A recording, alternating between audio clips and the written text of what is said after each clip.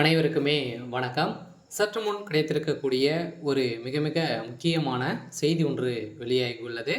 சற்று முன் பாலியல் வழக்கில் உதயநிதி தான் அந்த சார், பெண் கொடுத்த வீடியோ, இது மாதிரி பார்த்தீங்கன்னா செய்திகள் வெளியாயிருக்கு. அனைவருக்குமே தெரியும், அண்ணா பல்கலைக்கழகத்தில் நடந்த பாலியல் தொந்தரவின் அடிப்படையில் சதுரடியாக குற்றவாளியாக கைது செய்யப்பட்டிருக்கக்கூடிய ஞானசேகர் அவர்கள் பார்த்தீங்கன்னா இப்போ அவருக்கு ஆயுள் தண்டனை வழங்கி இப்போ 30 ஆண்டுகள் குறைந்தபட்சம் வழங்கியிருக்காங்க. இந்த நிலையில் இப்போ இந்த பாலியல் வழக்கில் பார்த்தீங்கன்னா உதயநிதியுடைய பேரும் பார்த்தீங்கன்னா இதில் அடிபட்டு இருந்தது இல்லையா? இதில் பார்த்தீங்கன்னா இப்போ ஒரு பெண் பார்த்தீங்கன்னா தாமாக முன் ஒரு ஆதாரத்தை கொடுக்கக்கூடிய நிலையில் தான் இப்போ அதிரடியாக உதயநிதி ஸ்டாலின் அவர்கள் பார்த்தீங்கன்னா கைது செய்யப்பட்டிருக்காரு.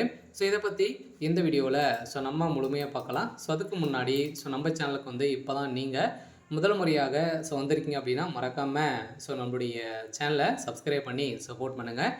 வாங்க வீடியோக்குள்ளே போகலாம்.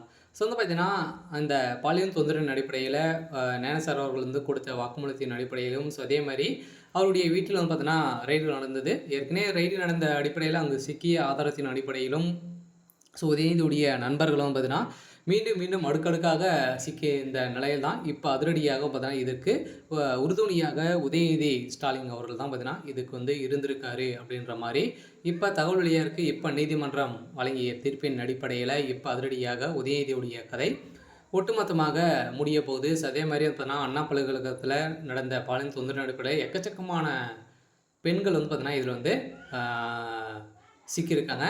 இதன் அடிப்படையில் தான் திமுகவை சேர்ந்த முக்கிய அமைச்சர்கள் அதே மாதிரி முக்கிய புள்ளிகள்லாம் பார்த்தீங்கன்னா இதில் சிக்கக்கூடிய நிலையில் இப்போ உதயநிதியுடைய நண்பர்கள் கொடுத்த வாக்குமூலத்தின் அடிப்படையில் தான் இப்போ உதயநிதி ஸ்டாலின் கைது செய்யப்பட்டிருக்காரு. அதே மாதிரி ஏற்கனவே பார்த்தீங்கன்னா அண்ணா பல்கலைக்கழகத்தில் நடந்த தொந்தரவு அடிப்படையில் ஏற்கனவே இப்போ மீண்டும் பார்த்தீங்கன்னா நடந்திருக்கு. இதில் இன்ப நீதியுடைய நண்பர்களும் சிக்கியிருக்காங்க. இதில் தான் பார்த்தீங்கன்னா இது இரண்டுமே அனைத்துக்குமே உதயநிதி ஸ்டாலின் அவர்கள் பார்த்தீங்கன்னா தயவால் தான் அனைத்துமே நடந்திருக்கு அப்படின்றத ஒரு தகவல் வெளியாக இருக்குது. இந்த தகவலின் அடிப்படையில் தான் இப்போ உதயநிதி ஸ்டாலின் கைது செய்யப்படுது. அதே மாதிரி ஞானசேகர் அவர்களுக்கு 30 ஆண்டுகள் சிறை தண்டனை மகளிர் ஆணையம் பார்த்தீங்கன்னா வழங்கியிருக்காங்க.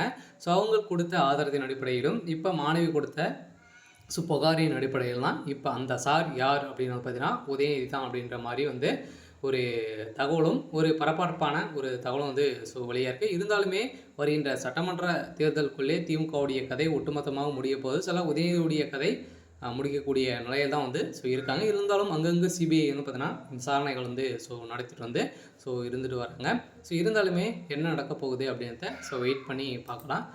இது மாதிரி செய்திகளை தெரிஞ்சுக்கணும் அப்படின்னா மறக்காமல் நம்மளுடைய சேனலை சப்ஸ்கிரைப் பண்ணி சப்போர்ட் பண்ணுங்கள். தேங்க்யூ.